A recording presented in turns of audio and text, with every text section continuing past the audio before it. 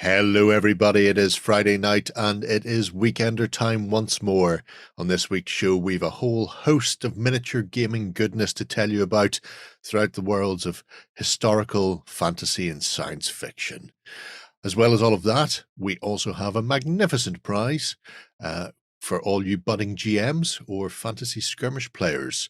We are giving away a copy of Epic Encounters by Steamforged Games, the Barrow of the Corpse Crawler, an epic encounter, the Hive of the Ghoulkin, and if you need some heroes and paints to deal with those, the new Game Master character paint set from Army Painter, a huge Galvy bucket of paints, miniatures, and maps to get your figures on the tabletop.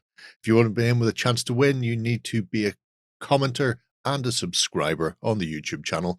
So pop those below, give us a thumbs up, and then kick back and relax, because your weekend starts now.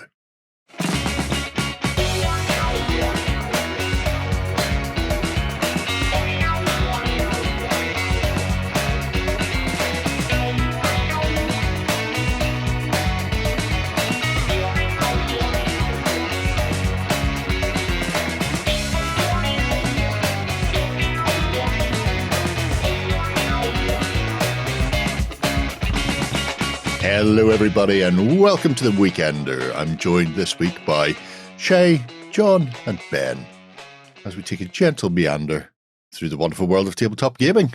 Yeah. How are you guys? Having fun? Yeah, not too bad. Not too bad. Yeah, doing well. Yeah. Right, before we kick in to this week's show, we had a lot of winners last week. Awful lot of winners. Not all of you were winners. Most of you were winners. None of you were winners.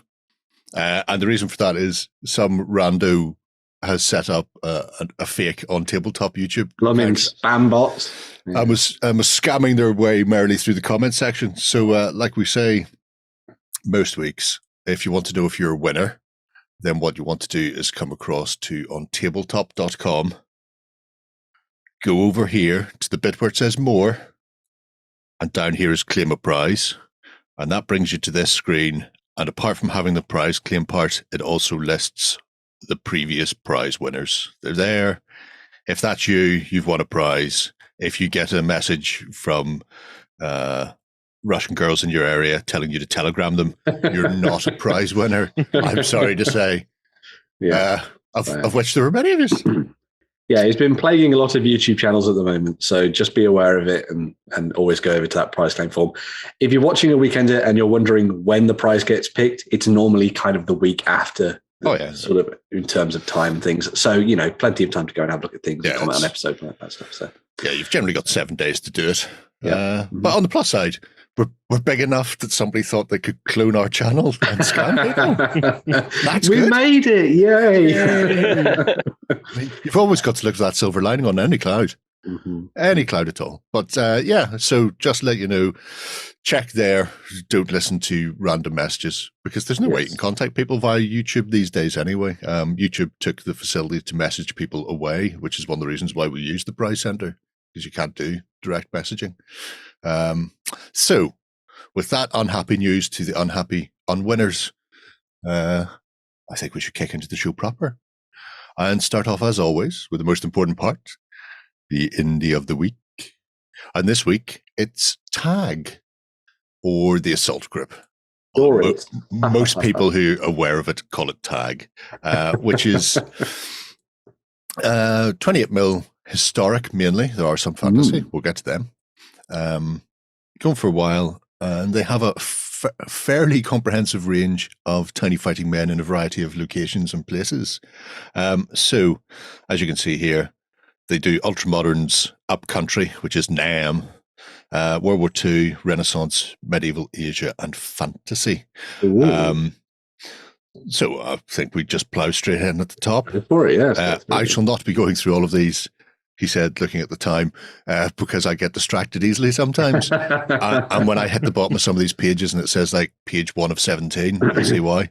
But yeah, if we start with the modern stuff, which seems to be getting a bit of a run out at the moment. A lot of people doing moderns at the moment. Yeah. The interesting thing about Tag is you have your main, I suppose, military conflicts that you would see. So you'll get your hands on, Blackwatch Piper, British and Country, Chinese, whatever it happens to be. But then they also do interesting little sort of side figures. So if you're playing things like Spectre and you're needing kidnapped diplomats, VIPs, objective markers, and things like that, then they're about here. Mm-hmm. He's got a comb over. That's my unfortunate son. Well, he does. Not going to keep the sun off. No, it's not. It's that'll teach you. Or little tannin lines. But they also have a whole host of, I suppose, more pulp moderns. So you've got rioters rioting, or masked robbers robbering. Fans of surf films may recognize the ex-presidents there robbing banks. Yeah. He's not a crook, but he is Patrick Swayze. And again, really interesting for pulp games or games like Fistful of Lead, things like that you want to, find something a bit different. I take it that's not actually an accurate Officer Dibble. I would assume that's a slightly more violent Officer Dibble than it's from Top Gun. Yeah. It's a fairly accurate Officer It's Dibble. pretty close. It's pretty close. Again, he looks more like I know he's in the ultra modern, but he looks more like Sean Connery in the Untouchables with the old style octagonal cap on. I like the riders and masks. I don't like the fact that they've called them riders and anonymous masks. Oh no, you're tiny. Oh no, you're slightly bigger. There you go. Because they are, after all, Guy Fawkes masks. It's V for Vendetta, yeah. Which is my favorite part of Anonymous. The fact they're railing against the system, yet all of them have spent hard-earned money on Warner Brothers merchandising because that's who owns that mask. Fight the system, guys. You morons. Anyway, we're going to get done now. Pick a number between 1 and 8. We may be big enough for Russian spam bots, but we're not big enough for for Anonymous. 6. Go for 6. So here's African militia, so more the sort of thing you would expect to see. Mm-hmm. Wild Case militia. Ooh. Handy. These are the most dangerous of birds, so it makes sense to name them after such a terrifying fowl. If you say so. Somali pirates. Somali pirates, or if you want to do something like Jadaville, the siege where the Irish peacekeepers were besieged by African warlord. Oh, Lloyd would be very, very happy indeed. Not getting bigger. It's because they're running away, Jerry. They're running away. They're in the distance coming towards you, probably. It's more likely. Yeah. It's good that they've got a really good range of weapons for all of these as well. So you're not just stuck with 30 guys with AK-40. Yeah. They've certainly gone in and thought, what kind of other weapons would these folks be armed with? Third time's a charm? Nah. I think it just depends how they're feeling when they're uploading these things. It's very similar. It's very similar to me uploading stuff. It's whatever the day is that I managed to work out how to do things. That's how all the pictures are that day. US Delta, the Delta Force as well, including civilians. Yeah. Bush. Well, I can visualize how good they are. So that's all you need. Yeah. Delta Force in civilian clothing. Being very Chuck Norrisy. It's a fantastic film. Don't mock me. Anyway, I'll stick on to page 8 just to see what's lurking out there. So Taliban and Afghans, SAS as well. Looking cool. With their silence weapons, of course. There's the SAS. Yeah. So they do say that there's a slight overlap between some of the ranges. So post-Cold War, right. 90s present for here. The sort of Vietnamese stuff could butt on to the very start of some of the pieces in here as well. So, but they do keep them into sort of distinct categories. Speaking of which, if we hop back, and I will skip over and go to Upcountry. Oh no, I won't skip over. There's the next one. That's handy. God bless them. And again, it's a mix of fighters and characters.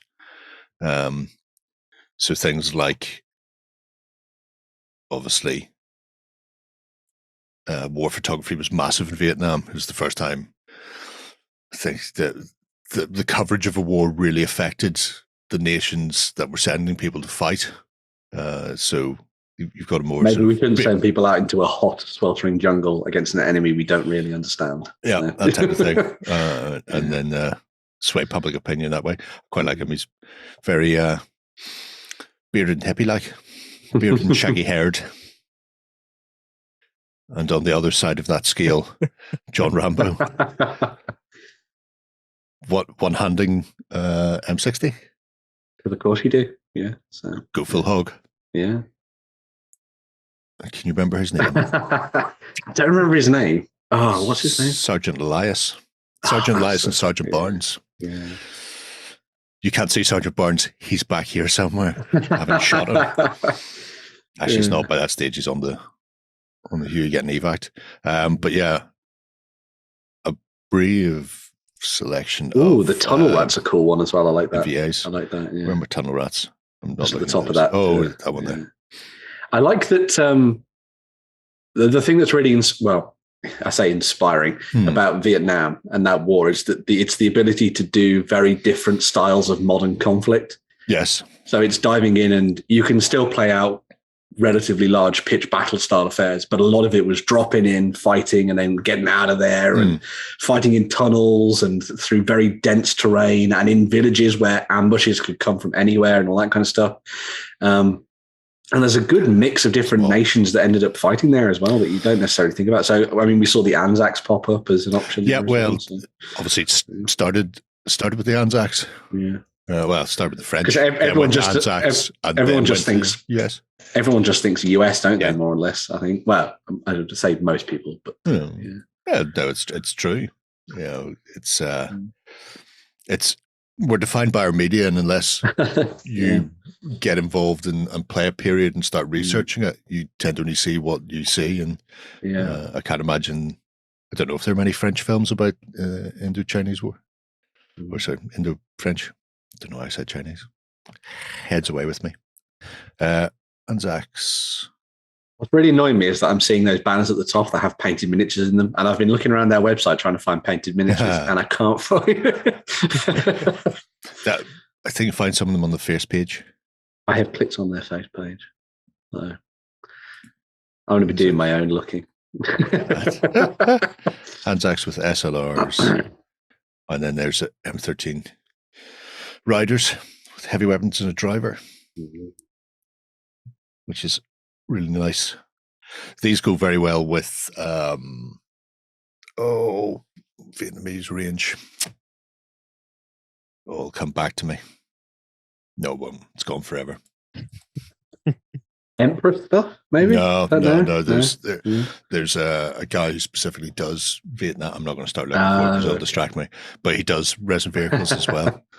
Right. Yeah. It's been a previous end of the week. If anybody can remember what I'm thinking of, you may win this week's prize. Put it down in the comments. Have you, Shane? Have you been sort of thought about doing Vietnam stuff before? I know obviously it's been kind of like Flames of War. I've done it in 15, but have you ever thought about it, playing the games and stuff? I have. Yeah. Of course you have, Shane. Yes. I would like to try the Flames of War one, but I like 28 mil. I like the bigger scales for some reason, so I would like a 28 mil one.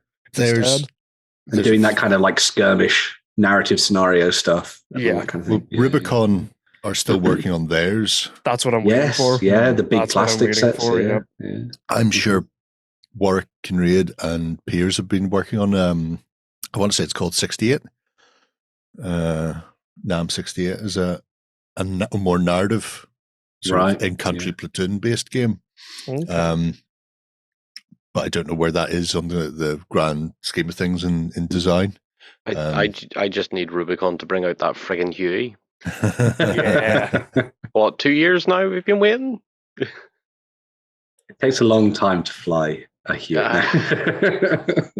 It will arrive with you eventually. It'll get here soon. Yeah. But yeah, having a look at some of the World War II. Again, some interesting character models. So the Banzai officer, get off your horse and drink my milk, John Wayne. Gone way. Yeah, but which movie is this? Isn't that Longest Day? Is that Longest Day? No, because he's a paratrooper. No, because he's a paratrooper in Longest Day. He breaks his leg. Must be one of his Pacific War films then. It's really hard to pin down which war movie it is when you see a John Wayne figure and you're like... It is, but that silhouette with the hand up and the gun on the hip is very iconic. Unfortunately, I never liked John Wayne. Bit of a coward. Didn't go to war like all the proper actors did. Yeah, so I was, more Clint Eastwood. There's a German with a proper weapon. Yeah. Eastern Front veteran. A touch of the Cross of Iron about it. He looked at his MP40 and went, nah. His MP40 thought, I can get how many more bullets in a drum line? Yeah. This fires how much faster? Say hello to my little friends. Yeah. Yep. Again, the range that they have with the assault group of just incidental pieces for doing things like camps or dioramas or just little bits and bobs. Mm-hmm. The Marine eating chow's good. The stubborn mule. The stubborn mule is so much better. So please, for the love of God, if you don't get up this hill, I'm going to shoot you in the head and replace you with a bear. You will carry ammo for me. I like the idea. That's what he's saying. I like the idea of including a rule where if you have a miniature behind it, you have to roll a d6, and on like a 5-up, it just kicks you. It just takes you out. German RCOs. I suppose I'm going to have to open the Soviets. Yes. I'm just going to go up to the Soviet page, shall I? I'll just do that for you, Shay. It'll make life easier for me in the long run. Well. I was going to make a joke earlier when we were looking through the modern stuff because there was a little search bar for Russian Federation. And I was like, I bet that page is empty. But if we have a look. Look at those more. I've never heard of a Telogirka. I'd assume that's the gun, right? No. No? Oh. BPSH 41 is the gun. Oh, what's the Telogirka? It's their little padded gambus. Oh, is that what that's called? Well, there you go. Learn something every day. I just call it a quilt. The more you know. A quilted jacket. Right. What do you want, Shay, then? That is your list. I would just go ahead and open the ones with Moisen Nagan. Oh, okay. Give me the dinner plate. DP. Where is it? Where is it? Oh, there it's right beside it. Gotta love the dinner plate. We recently watched a video on the dinner plate as well. Yeah. One of these, it's a genius invention. One of these cool YouTubers that's allowed to have guns, Brandon, notice us. Please, Brandon, let me shoot. Is that the magazine then on the top? Yeah. Yes. Yeah. Would it get hot enough to? Would it get hot enough to fry an egg on it? Could you fry an egg on it? Brandon did put pizza on his. Yeah, he did. Yeah. I'm just thinking, it's the kind of thing that Jeremy Clarkson would do. He likes frying things on hot metal. So True. Or letting his fellow presenters crash. That seems to be another favourite thing of his. Doesn't always let them crash. Well, often he just seems to be nearby when they crash. Suspicious, I think so. Bad luck totem. Anyway, World War II is quite nice. Renaissance, that's why we're really here. Everybody can see Edmund. Blackadder. It's just going to be Blackadder sculpts, isn't it? There you can see the list at the top, which is why I'm not going to start clicking through. Oh my days! Tatars, Zaxalath, Habsburg, Poles, Ottomans, Maximilian, Imperial Germans, Habsburg Germans, blah blah blah blah blah. Croats, Cossacks, Aztecs. That's because we've been on a bit of an Aztec bent of late. It's literally doing everything for the 150 to 200 years worth of history, basically. Yeah. If you want an interesting way of navigating this site, by the way, you just pick something that you like to look up and go, oh, drunken Cossack. Go, oh, that's quite cool. He is going to be one of the new big pictures, isn't he? Well, no. But at least he's relatively big. Then you scroll down and it goes, have you looked at these other random things? Oh, that's cool. Henry VIII. I may not be connected to what you've clicked on. It's within the main big boy himself. Renaissance category, so you can just kind of jump around. That's actually a really respectable sculpt of him. It is, yeah. It's really good. Yeah. I'm also going to say the prices for a lot of this stuff is really good. Yeah, it's because it's historic, so it doesn't have the fantasy and sci-fi tax slapped on top like other things do. Because remember, kids, you can't copyright history. Very true. Aztec Jaguar Warriors, yes please. Coyote Warriors, be still my beating heart. What's on page 2? Do we have any nice looking command types? Oh no, but we've got an Eagle Knight, so I'll have that. Again, I like these. Yeah. With so many people doing Aztecs of late, and even things like Wargames Atlantic's plastics give you really good bulk troops, and then you can go in and start adding in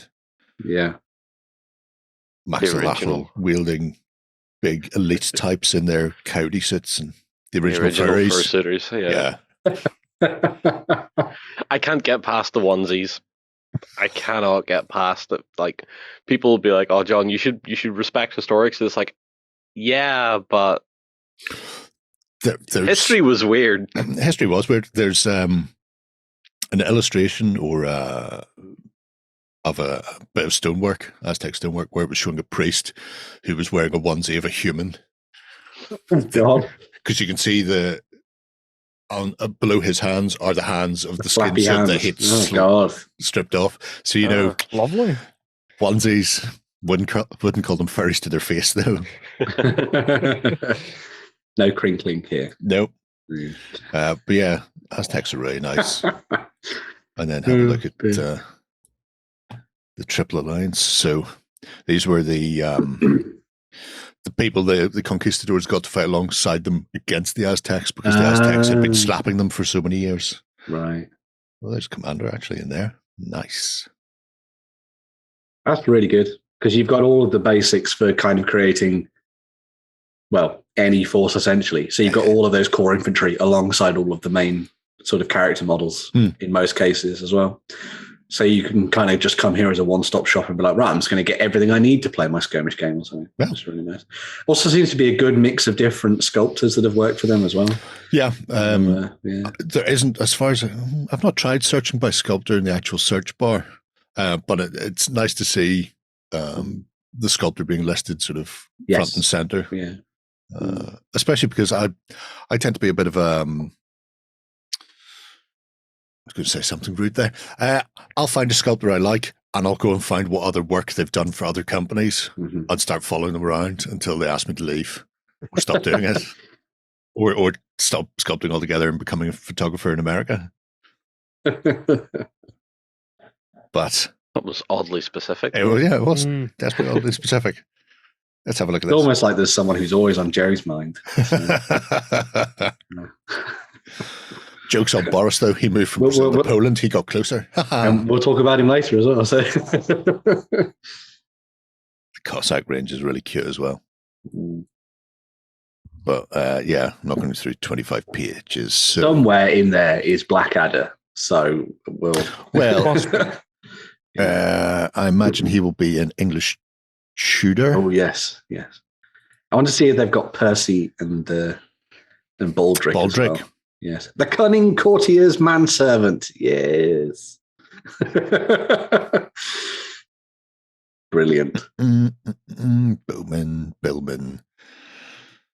gunman, pikes as far as the eye can see. And obviously, if you want to throw these up against some of the Aztecs, the kit for the Elizabethan Tudor range is very, very good anyway.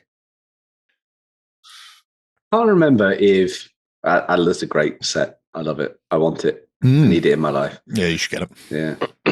I can't remember. Is the kind of like the era of the Border Reavers around this time as well? Yeah. Because I remember when that Border Reavers set of rules came out, and everyone was like, "Right, time to send Blackadder north." And now all I can think of is doing that. That's really cool. Yeah. This Border Reavers. That's the one. Border Wars. Yeah. Don't worry, I have it, and I have their version of Blackadder as well. He's really nice too. You just have everything on hand. Yeah, it's all down here. Gary's like a library. And you ask him for anything of any era or anything, he says, "Oh yeah, I've got it right here." Yeah. He's just taking the chance to flex on us because we don't buy as much as he does. That's because you're all younger than me and still have like bills and stuff to pay. That's true. Yeah. I own where I'm sitting. I was really upset that on the page for Blackadder and Baldric and stuff, there's a description. It's like, oh, and it doesn't come with any flash. I really wanted them to put flash heart in brackets. Never mind. Or just sell them individually. Just how bad. Oh, yes. Whoa. Oh, dear. But yeah, I think we shall leave the Renaissance, and then we're getting close to the end. Medieval Asians, and then fantasy. Fantasy range is compact and bijou. It's not as massive as some of the others, but still fairly chunky. So Mongols, Samurai, Song, Tang, Sui dynasties. And again, some really interesting bits and pieces in here. So if you're getting into Clash of Katanas, for example, which is just down here. Upcoming game from Blacksite Studios called Hamatsu, which is a fantasy samurai version. Monster hunter game. Pick up some of these for that. Yeah. But anyway, you said there's stuff in here for doing like Dynasty Warriors era, like romance, or is that a bit too? I'm not sure if that's the right time. I don't know what Dynasty Warriors is, so I'm Romance of the Three Kingdoms. So whatever that is, I'm going to find a date. So which is earlier. So this, yeah. Well, that I think I know I should do that on my own time. Haha. Yeah. But 14th century. Yeah. So that this period does cover it. Yeah. Warrior monks. I'll have to deep dive in there, see if I can find a Lubu. But you should never pursue Lubu. That's a meme and a half. Is that a meme? So yes. Okay. Oh man, I love Dynasty Warriors. Anyway, kids with your digital gamings. Hey, don't knock Dynasty Warriors. It's amazing. Also comes with fantastic music as well. So yeah. Okay. It still blows my mind that there isn't a Dynasty Warriors miniatures game. Honestly, there should be. Someone pull their finger out and do it. So yeah. I was going to say you can't copyright history, but then I suppose you wanted to actually be like the game. Yeah, I want like. A 35 mil Lubu who does his Musu move and kills like 700 people or something. That's what I want. But anyway. Did they ever release that Street Fighter game? They did, yeah. It came out, yeah. So it's out in the wild now. Because it's like that, isn't it? Massive figures kicking people. Maybe he'll go back and do that, or maybe the whole experience is gone. Well, he's got Mortal Kombat to do next, apparently. Oh, right, yeah. Of course, yeah. Because I spoke to the sculptor for a couple of years ago. And Dragon Ball in there as well, something. I know Mortal Kombat was on the cards, but yeah, we'll see how it all comes together, I suppose. So, yeah. Mongols, filthy Mongols. This is great stuff, though. Annoying my happiness. I had a friend used to run a Mongol army in Warhammer Ancient Battles. Oh, Jesus, you couldn't get near them. It was just dozens of 5-man units of Mongol archers running back and forward. Just like Age of Empires with their bloody horse archers. Move towards one and then they'd back off and somebody would come in from another flank and shoot you. You just got peppered to death. You know, I call that cheap, Jerry. I call it cheap. A Mongol camel drummer. Yep. Love it. Everybody likes a bit of camelry. Yeah. I certainly do anyway. Yeah. I really fancy running a Mongol list now. I won't do. I've still got standards. Not many, but some. That's one you still have.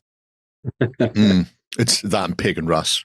Neither of those are ever crossing my threshold. Why do they just seem like things that Lloyd would play? So, well, he got into the Tau, didn't he? That's all float back and forward. Yeah. That'll harden him. Pesky fellow. Didn't turn out well. Let's see what's in mid Asian range. Song Dynasty. I'd love to have a grip on Chinese history to know if this would work, but no, if it would work for what? Who? Where? For Dynasty Warriors kind of period. For Dynasty Warriors. Yeah, but that's like that was Wu, Shu, Wei, and all that stuff. But yeah, you're talking to yourself here, Ben, because I don't even know what you're on about. I'm just sort of muttering away. Yeah. I know where you're going, but no, I can't. There's a great thing, the history of the world, where they discuss the entire history of the world from creation to today. And it's an amazing video on the YouTubes. And the amount of times the phrase "China's fallen apart again." Yeah, I know the video. The warring states. It's just constantly breaking, rebuilding. So is that the one where it goes, "China is whole again," and then it goes bang, and it broke again. The sun is a deadly laser. Yeah. But rounding things off, we have the Fantasy. Slightly smaller, but there is a dwarf empire. I'll just go ahead and open that now, shall I? Yes. Empire humans, some fantasy characters. That's a small range. We'll have a look at that. Halflings and hobgoblins and fundead. In fact, I'll start with the fantasy characters because there's only this many fantasy characters. There's a dwarf floozy. Look, Ben. Ooh la la. Selling her wares. Yeah. She can buy me a beer any day. All good in the hood. Quite like the alchemist. Is the pale sorcerer Raceland? Maybe. Chaos Witch, though. Being extravagantly flamboyant and flaming. Where's our peel? There we go. Oh, it's sorceress. It's not Raceland, then. So, no. Yeah. She has learned Force Lightning, though. Well done, her. I remember Knights of the Republic just walking around, Force Lightning everybody, and them not being able to do anything. It was great. Yeah, it's quite good. Force push, all them away, and then Force Lightning from afar. But you just spam Force Wave and kill everybody. Yeah. And you can do that much earlier than Force Lightning. Yeah. Although it's not to be said for Deathfield. Anyway. I digress. So our dwarves come mounted on various things like boar riding or bear riders. Amazing. Right?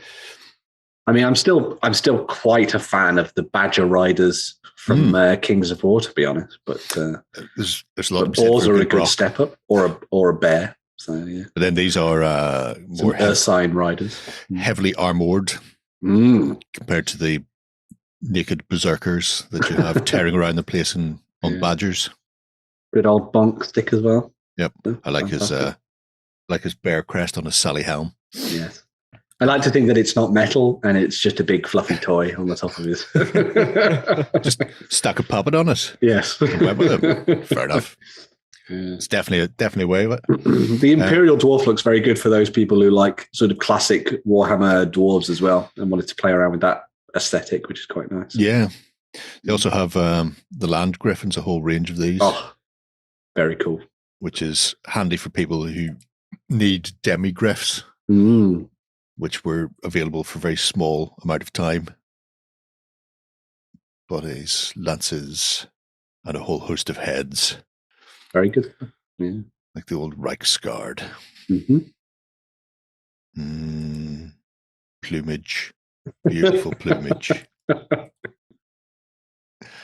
Gary's lost himself to the plumage. I have lost myself to the plumage. There's a nice commander, some dwarf handgunners, artillery specialist. Again, basically, they've just done everything you'd ever need to really play a sort of old hammery style dwarf army, essentially. Yeah. So, yeah. If you fancy diving right into 3rd edition, you can do you, which is always good. This is the aesthetic of the Empire and a lot of the dwarf stuff from the very first. I mean, this isn't saying much, but the very first white dwarf that I bought was one for the War of Armageddon. So it was like the proper big one that they did with Yarick and the return of Ghazghkull with his new model and that kind of thing. And in there was a couple of pages of Warhammer Fantasy Battles, and it had this style of Empire in there before they redid them with the plastics and stuff. And I remember looking at it and going like, "Oh my god, what a weird army!" But because at that stage, the Imperial dwarves were part of the Empire list because they lived in the Empire, and you could still have ogres. Still have halfling hot pots and all sorts of different things in there as well. Yeah. It's a really nice long like a Hockland long rifle, and a swivel gun as well. I like these; they're very cool. Yeah. If I didn't already have, I've got too many dwarf artillery pieces now, which I know is a weird thing to say, but there is a limit, At some point, you just have to go, I can't field any more artillery. These would fit with there was a really good sort of Renaissance dwarf collection that was done years ago. Oh, I can't remember the company that did it. Oh, now. Well, but it was gone forever now. Nuts. I'm gonna have a think while you keep. You have a think. I'm still thinking of the Vietnam game. Steal. I'm fairly certain it's steal something. Some of the humans, some massive bear warriors. So what were they? Oh no, they weren't Kislev. Chudajin Guard. Yeah. Two-handed, massive. Not even, well, technically, I suppose they're Warhammers. Head's a bit big, closer to a maul. Then halfling wizards, flamboyant, haunted halfling lord. I want all of these. Show me one of these. Thank you. Look at him. Mounted in foot version. Riding about the place in slash silks. That is fantastic. And I will tell you now why this is the best thing I've ever seen, ever. Oh my God. Isn't that the guy from... Marius Lightdorf, the Electric Count of Everland, the best Electric Count. As a halfling. Amazing. He's even got his tiny rune fang. Yeah. I adore this. And his rune toothpick. Yeah. Best Electric Count, and then they killed him in the fluff. Stupid. Anyway, zombie halflings. We'll crack those open. Let's see what's on page 2. Zombie halflings. They're quite nice, especially for anything at all that requires zombies. Yeah. Look at them coming at you. And if you're not playing a fantasy game, if it's just like a medieval type of game, like a Silver Bayonet type thing, you just go, well, they're just children. Halflings. Zombie children. I always like the idea of if you're playing undead as an army in any game, whoever your regular opponent is, I like the idea of finding undead miniatures to match their army. Yes. So you'll be like, oh no, I've just been killing you for years and years, and this is now my army. It's basically your old one. I like the way of doing that. Yeah. Every time I lose a troop, I resurrect that troop. And every time you lose a troop, I resurrect that troop. Yeah. Richter Kruger, that's what it would, what it would be. Yeah. Oh man, he was a cool model. He was a cool guy. Yeah. Again, because he wore Sally Helm. Yeah. That's why. There's a lot to be said for it. Anyway. There is a lot of stuff in there. Yeah. A lot. Especially in that Renaissance range. If you fancy going big into the Renaissance, it's an excellent place to start. And also some of the pieces are for, there's a lot of companies doing Tudor and doing conquistadors and that sort of thing. But, finding Croats, bits and pieces like that. It's nice that there's the smaller sort of European ranges in there as well. It's a big comprehensive Galvey bucket of stuff. Right. Yeah. Enough of that. The Assault Group, check them out, kids. We should be right back with the news in just one tick. Coming to you from the center of Northwestern Europe. Covering board games, war games, card games, and all that you love. It's the news. Okay, we are back. Full Metal Miniatures in Kent, if you're playing along at home. Ben, news models? Then. Yes. Oh yeah, that's right. 'Cause we met him at Salute. Yeah. That's exactly who I was thinking as well. I was actually probably saying that, but I'm not. It's probably wrong. I'm not going to. Oh, I always say it. Even if it's wrong, it sends me off on a tangent. That's fine. And it also generates comments if you're wrong as well, because people are like, "Oh no, I think you'll find at 12 minutes." Shay said, "Yeah." So yeah. Right. So into the news. We're going to be kicking things off with Darkstar. Yeah. So this is from the folks at Antimatter Games. We have talked about them in the past on the show, a long time ago now, actually, I suppose. But this sort of recently popped up because they've put together a entirely sort of printable digital version of their starter set called Darkstar Rift for use with their underwater war game, which is called DeepWars. So DeepWars is a game that I think, has been around for a very long time now, and everyone really, really likes it. I've not heard anything out of DeepWars in years. Exactly, yeah. But apparently they have been tinkering away in the background, making all sorts of miniatures and turning a lot of their existing stuff into STL files for people to use and 3D print and all that kind of stuff. So one of the nice things about DeepWars is that, as you can imagine from looking at the image, everything is played underwater. So it has really unique and interesting mechanics built into it that will allow you to play out sort of underwater games against sort of other factions. And then you've also got wandering monsters and all sorts of different sea creatures in there as well, like sharks and sea giants and everything else in the mix too. This has now been, as I say, done as a kind of digital package. So you can get everything as STL files, or it's just standard digital files like PDFs and stuff for you to print off on lovely cardstock if you have the ability to do so. The set comes with the Nereids going up against the Fortune Hunters. So you've got miniatures for both there. So you've got the sort of honorable, mighty warriors of the ocean. So in the set, you've got the options for two factions. So you've got the Nereids and the Fortune Hunters. On the one side, you've got these kind of like awesome underwater guardians, as you can see there. If you're going down the route of making like a Saturday morning cartoon style force, this would probably be the way to go. You know, who would say no to an armored leopard seal? I know I wouldn't. But, does that sea scourge come with a conch? Yes. Nice. So you've got your kind of really awesome sort of mer people, as you can see there, alongside all sorts of other creepy creations and everything like that. And then because humans just won't let anything lie, you've also got the Fortune Hunters who have decided to descend down into the depths to steal as many treasures from the likes of the Nereids as they can. So you've got Scipio Aqualis there, which is very cool. Bloody Romans.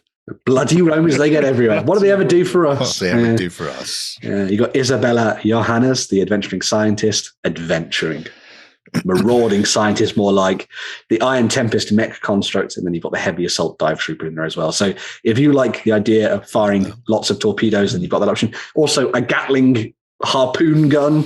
Who wouldn't want one of those? I love that. That's amazing. Yeah, very cool indeed. So yeah, as well, because obviously this is the digital bundle allows them to kind of just send it out to everyone, basically.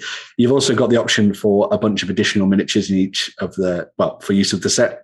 Mm-hmm. So you've got the monsters and wild creatures, which kind of shows off the breadth of options that Antimatter has been working on over the last little while, including the likes, as I say, there of the sea giant and the sword-toothed sea drake, which is really cool, and the ethereal spores and all that kind of stuff as well, and the deep shambler, which is kind of like a Rokea, which I think is quite nice if you're thinking of like old school Werewolf the Apocalypse and that kind of stuff as well.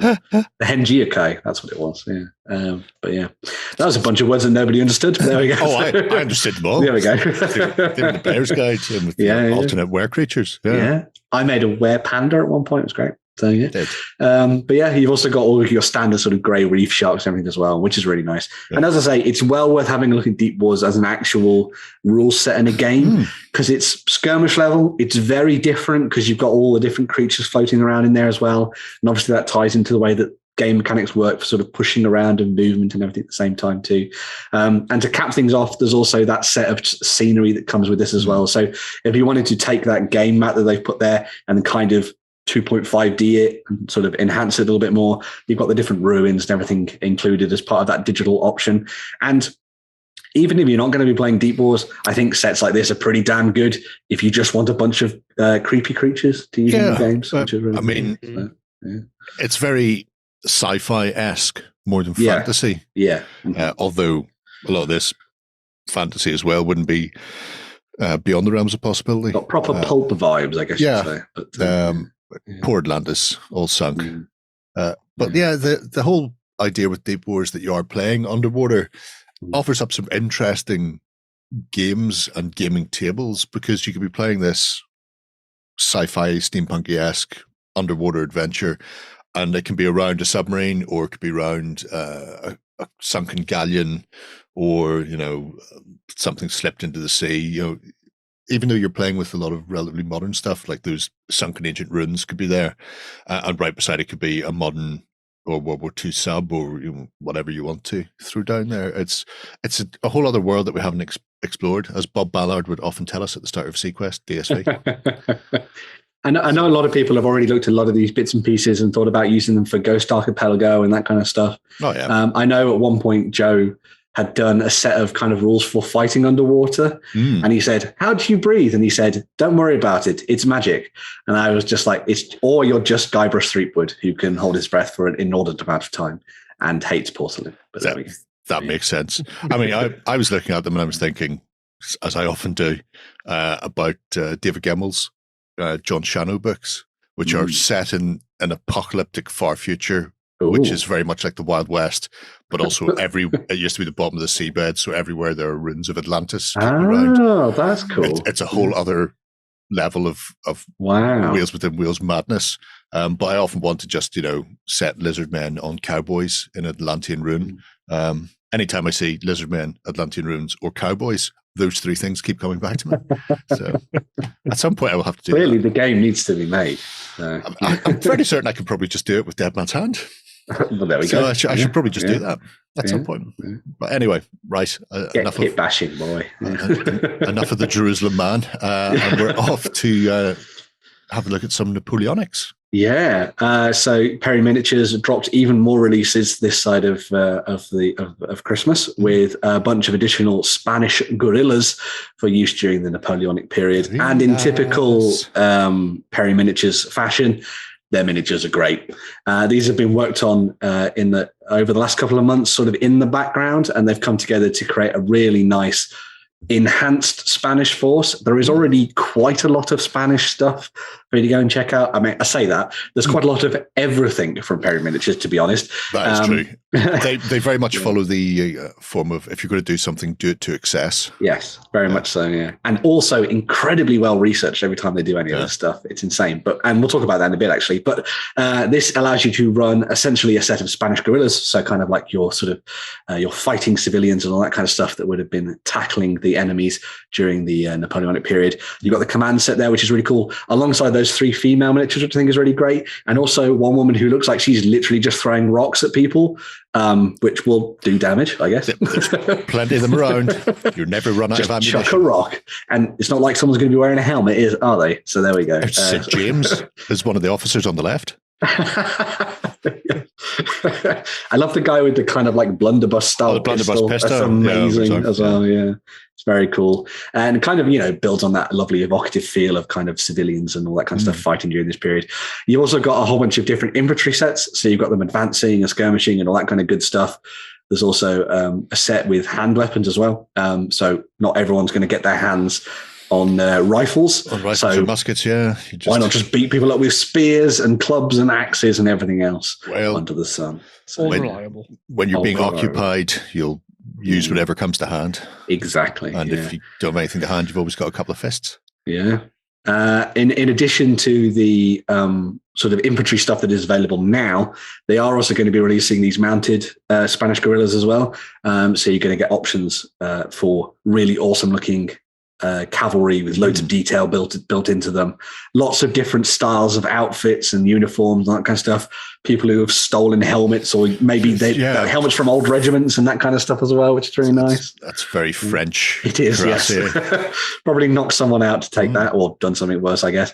Could be Spanish as well, though. Some very cool looking cavalry options there for you to include with your Spanish guerrillas.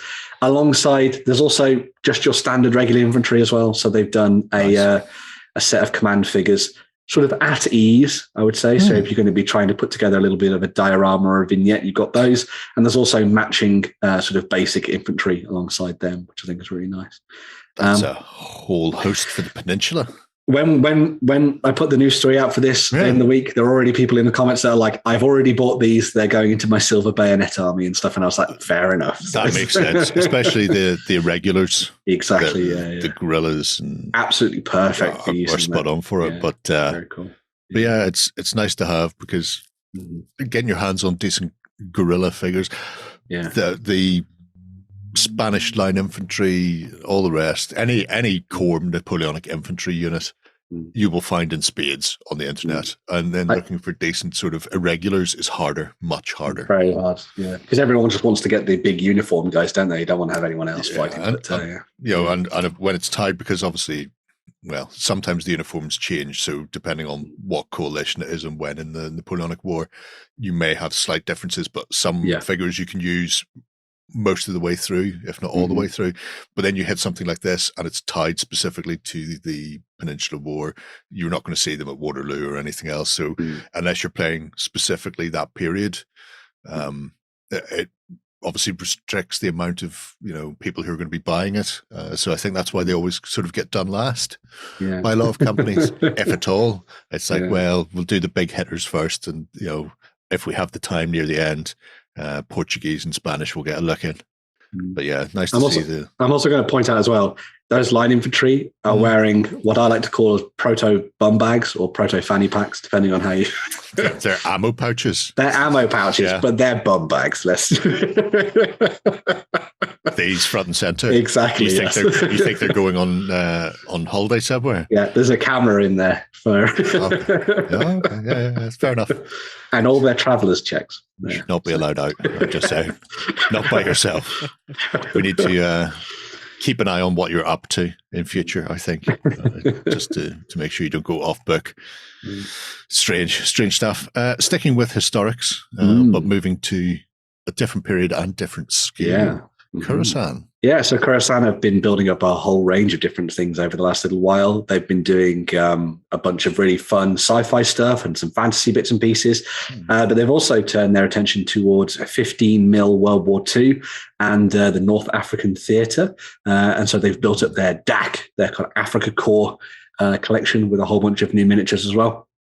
So you've got your command elements that have been put together, which is really nice, alongside MG 34s and all sorts of different things thrown into the mix too, which I think is really nice. So you've got your sort of all of essentially the core infantry that you'd want for playing out your sort of North African campaigns.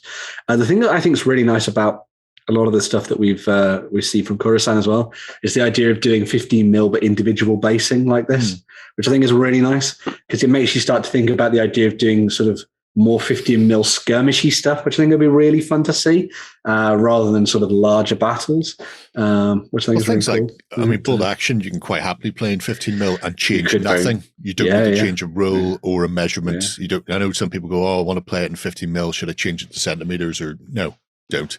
Keep everything the same. Keep it as is. It's not that much smaller in the grand scheme of things, is it? So but yeah, so you've got your sort of standard soldiers there with their rifles rocking it out, kicking ass, and you've got your MG34 teams, as you can see there. So you've got ones that set up and shooting at the enemy, and then you've also got a couple of blokes running forward. I always think it's really cool in games, maybe like buy two of these packs, and then you've got two sets of MG34s that are set up, and then when you move them, you change the models on the tabletop and have them running across. That's how I do it anyway. That's how I did it in bolt action, and that's how I'll do it if I go into 15mm. So there we go. Fair play to you. Yeah. That an anti-tank rifle, John. Yeah. I didn't know the Germans had, so. Oh yeah. That guy's I just don't know what it is. Like, I don't know what the German anti-tank rifle is. It's one of those things where you don't see them often because they got superseded so quickly. Yeah. And then ended up being changed into all sorts of things. I know some of the rifles got cut down and turned into, I won't say like rifle propelled grenade sort of launchers. They cut the barrels down because they just couldn't penetrate the armor. Ooh. Those are really nice. Khurasan do some stonking stuff in 15s. The detail on their 15mm miniatures is phenomenal as well. There's so much worked into it, especially in the facial details and all that kind of stuff as well. And obviously at this scale, you're more or less working with one-piece miniatures for pretty much the majority of the stuff as well. So just whack them onto some pennies or whatever you want and get going. Go. Yeah, so very nice. And there's the MP40s are in there as well. God, what a gun. Oh. Just why in Medal of Honor or Call of Duty, if you were running around with, your standard Garand and it's like, oh no, throw that away. MP40 does the job for everything. It's fantastic. So clears rooms, sweeps streets. You can pop from afar as well. I don't know how accurate that is, but you can. So there we go. Terribly. That's not right at all. In which case, then, I don't care. Give me more movie MP40s. I could see you now. You're one step away from Clint Eastwood and Where Eagles Dare, just with one in each hand, firing them. Yes. John Wooing. That will be my characters. That will be my characters. I mean, he was an Army Ranger, so obviously he was class. And again, much better than John Wayne. I will also stress that enough. Yeah. I will also point out they're going to be working on vehicles, which will be really fun to see. And they're also going to be, obviously, you need someone for the DAC to fight. So they're going to be fighting against the British Army as well out there on the tabletop. Hopefully, we'll see some personalities pop up as well. That'd be really cool. So, I know Khurasan do bigger kits in resin. So I imagine the vehicles will probably be a mix resin metal. Mm-hmm. So, cool stuff there from Khurasan. Make sure to go and check them out. Now, if you're sitting comfortably, kids, Ben wants to tell you a story. Oh my God, yes. About his favorite thing in the world ever. The Land Before Time. No. River Horse have actually been working away on a new family RPG. So if you're familiar with River Horse, you'll know that they did the Tales from Equestria role-playing game. Tales of Equestria, which was their My Little Pony role-playing game, which was super good fun and went down really well. I know Warren absolutely loved playing around with that. It was really good with his kids. Right. Yeah. They did the Labyrinth, and they did Labyrinth, and they've done Dark Crystal, which were also very cool. Much better. But see the age difference here. But they are, I'm not a brony, but we are also moving on to them telling tales set in the prehistoric, because they're doing Tales of Primordia, which is their new role-playing game where you get to play as the coolest thing in the world, not dwarves, dinosaurs, because dinosaurs are amazing. So in this, as I say, it's a family-style role-playing game where you will be taking on the role of dinosaurs that have been looking after their lovely land, their Pangaea, for so very long. And there's been a lovely harmony and a balance. Big Pooh. Big Pooh, yes. A harmony sort of generated between you and the natural world around you, proper eco-warrior stuff. But then cataclysms happened, fire, brimstone, and what came from that? The dum-dums, humans. The dum-dums came from their volcanoes and their mountains, and they started pillaging the world, cutting down the forests, polluting the rivers, and everything else in between. And so what has happened? You have to come together as the mighty dinosaurs and defend the world against the dum-dums and their terrible, terrible schemes, which I just think is amazing. When you sit down to play, you're going to get to do pretty much all those kind of River Horse staples. You get to build your character based on a variety of the coolest dinosaurs. The ankylosaur is the best. There's no iguanodon. I have already raised this. So when we get the thumbs up, that's a iguanodon joke. Hopefully we'll get one of those in the future. But anyway, you get to color your dinosaurs however you like, do all your cool camo and build your equipment and all that kind of stuff as well. And then you will take to the tabletop through a series of adventures and scenarios and all that kind of good stuff. As you can see, they've put together a really fun little boxed set, which comes with loads of cards and artwork, the maps. You've also got the little notes and all the kind of incidental stuff that you'd need to tell stories. You've got sticker sheets and everything else built in there as well, alongside the dice, of course, which is always handy. I like that the "you are here" thing is basically just dinosaurs under the ground dead. Yeah, it's the layering that I was actually pointing at my screen when I seen it, and then realized that none of you can see my finger pointing at that. I'm just being amused in real life. But yeah, I think this just looks amazing fun. I mean, it's a great way of getting big kids and kids. Well, yeah, it's. I was going to say it's a great way of getting kids into role playing and dinosaurs, because everybody loves dinosaurs. They are amazing. But the role playing system is so piss simple. For any kids. If that's your character sheet, you're going, right, hearts are your health. That is you, color you in, and then the dice mechanic is the same as the one from Tales from Equestria, so it's color and shape coded. So you're only ever rolling the dice, and if you get a bonus, then you go up a color, or if you get a negative, you go down a color. So you're just going, roll the yellow one. Did you get over 4? Great. You've been the biggest and bestest dinosaur you could ever be, and have bitten that dum-dum's head off. Blood sprays everywhere over the field. Oh, no, hang on. That's for kids, isn't it? I can't wait till we do the Let's Play. coming early 2023, we'll be doing when we put it on YouTube. Is this suitable for children? No. Is this a children's game? It's interesting because obviously they've done a lot of stuff IP based, and it's been Excellent. I don't know if Tales of Primordia is based. I think on it's an their IP. own thing. I would assume, yeah. So it's very different anyway, regardless. And as far as a big shiny box full of very colourful things for kids, and I think it's great. It's excellent, but it doesn't dumb down the dinosaur side, which is really interesting.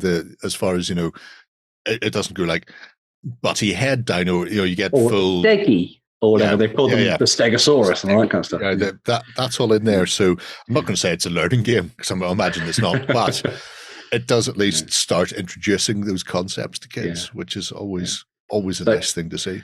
This will be coming to, I think it's Kickstarter next year, so watch out for that. And as I say, maybe we'll have a chat with Riverhorse about doing some fun stuff with this. We've obviously done stuff with them in the past for the Dark Crystal. Yeah, we did the adventure game for that, didn't we? And that went down well. No one did anything bad in that. That was great. So hopefully we'll have fun with this lovely kids game. So straight through, one and done.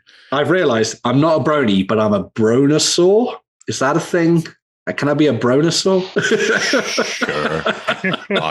I don't see why you wouldn't be. A broceratops. A Brosanaurus Rex. Anyway, let's stop this before John isn't happy. Yeah. John checked out. You've rained on his parade. Yeah. I want people in the comments to tell me what I could be. Come up with some good puns. There we go. Yeah. There's always the no. Anyway, moving on. I'm not reading any of those comments. There is no prize. It worked last week. I got loads of people telling me that I should get Battle of Osgiliath. But anyway. Yeah, and like I said, I was going to ignore those all anyway. So. Yeah, damn it. Anyway, moving on from dinosaurs, we turn to something heavy metal. You say moving on from dinosaurs? Well, actually, I suppose, yeah.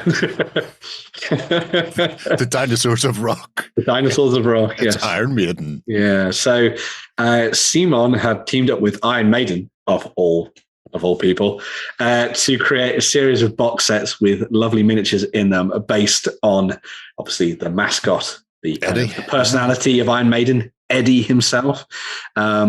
Basically, they've put together a set of different box sets with different miniatures in them that can be used across a range of their games. So all of these can be used for the likes of Zombicide, for Ankh, for Massive Darkness, for Cthulhu Death May Die, and all of the Zombicide variants as well. So all the sci-fi ones and the Wild West and the fantasy ones like Black Plague and all that kind of stuff as well.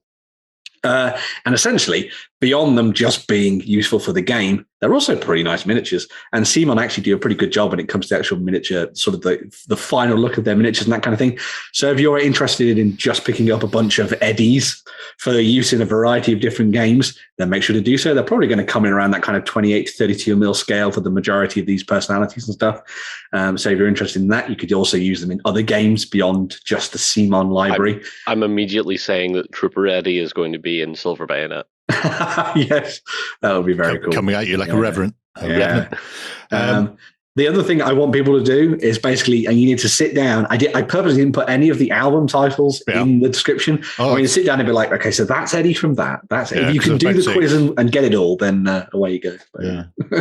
But we'll give you a starter. There's Fear the Dark. Yeah.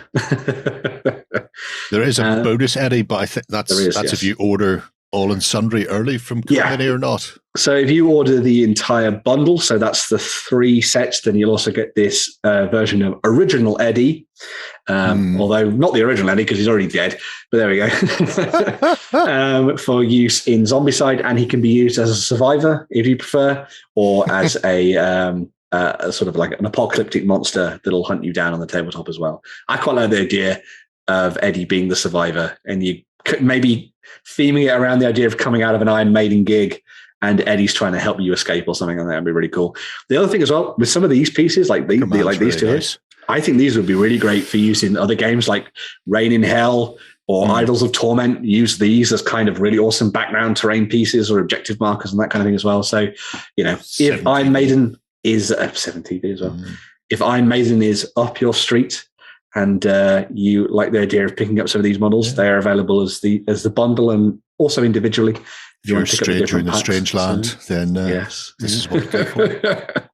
But yeah, a weird team up. It really is right out there. But I thought I'd bring it up because I know there's a lot of metalheads in our community and stuff. So I mean, at no point would I have even posited that was going to be the next release. The team up, yeah. Because they've been doing like Supernatural and all this kind of stuff. I was like, oh, that kind of makes sense. The boys, Iron Maiden. they did a range of the boys. They did, yeah. You know, and you're going, that's all fine. And then you go, well, right, what's next then?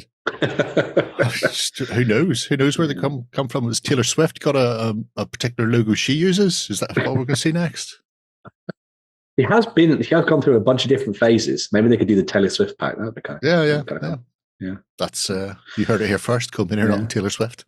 Yeah. I want to see things. I want to see them do like pop punk bands of the 90s and early 2000s. That'd be great.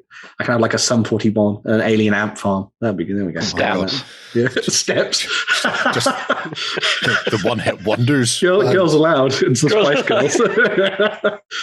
Oh my god! Now we are getting into 7TV era. Oh my god! The Spice World expansion set. I can't take you anywhere, can I? Did you know that I have a friend who didn't think that the Spice Girls were a real band because they'd seen the Spice Girls movie and just thought they were pretending to be a band. There we go. Yeah. So he did it in the opposite direction. He's seen the movie first. Went, hang on, like Spinal Tap. They thought they were Spinal Tap. Yeah. Right. Okay. There we go. Yeah. Spinal Tap's getting a sequel, by the way. Next year. It is. Yeah. That one came out of nowhere as well. Really are things coming out of nowhere recently. More tiny henges. Yeah. Well, there we go. I've got that henge thing fixed for this one. Got that henge problem sorted out. Whatever else they say about us, henge is sorted. Right. Let's hit Necromunda and see what the ash wastes pop up. Yeah. So, no sort of big releases for the kind of main games from Games Workshop this week, but pre-orders have gone live for a whole host of vehicles and characters for use in Necromunda if you want to sort of approach the grimdark future from a different viewpoint. So I was going to say in your skirmish games, but this is a bunch of vehicles for their skirmish game. But anyway, so the Eschers are getting themselves their vehicles. We've seen previous releases for the Goliaths and all sorts of stuff in the past, but the Cutters are coming out for House Escher. So if you want to ride around the ash wastes, blasting everything to hell on your sort of pod racers, I guess. half a pod racer. Half a pod racer, yeah. Then you've got the options. It looks very much like Rey's speeder that she had in the first of the sequel movies, I guess. I know the one you're talking about. Yeah. She had on Jakku. And the one that she had on Jakku, yeah. But each of these are armed with a variety of different weapons. So you can have stubbers, you can have grenade launchers, you can have plasma guns as well, if you want to go down that route as well. So if you want to melt everything into slag, then you can do that with your Escher Cutters. Each of they come with like a whole range of different head options for these as well. So you can customize them and base them on the various characters that you may already have in your gang, because a lot of the different characters can then take these as well as the sort of standard gangers effectively. So you can do a little bit of customization and kit bashing with this if you prefer. But alongside the plastic sets that are coming out for the Eschers, those have got all the standard paraphernalia that comes out for Necromunda. So you've got your new card sets and your new dice and all that kind of stuff as well. So if you want to go down that route and build on Escher as your gang of choice, then you've got those options to play around with. But Forge World have not been quiet either. They have been working away in the background, and a bunch of including a grumpy little imp. Oh, yeah, he's really pissed off, isn't he? So a bunch of new characters are coming out to support House Escher and could also be used as mercenaries and that kind of stuff as well. So you've got Aethera, the blade of the matriarch that you see there, looking very, very cool indeed. I would not want her to be stepping around with that spiky set of stilettos that she has and the blades on the end of her boots as well. I think that's amazing, really cool stuff. She has a chain axe as well, but I prefer to think that she just kicks everyone to death with her feet. I think that's the way to go. It makes a lot of sense, yeah. Yeah. I think a lot of the personalities that the dramatis persona that they've done for Necromunda has been really, really cool. And one of the things that's really nice about this, and we'll see it as we look at some more of the models that are coming out for Forge World at the moment, it gives you that really nice look at the other side of the grim dark future of Warhammer 40,000.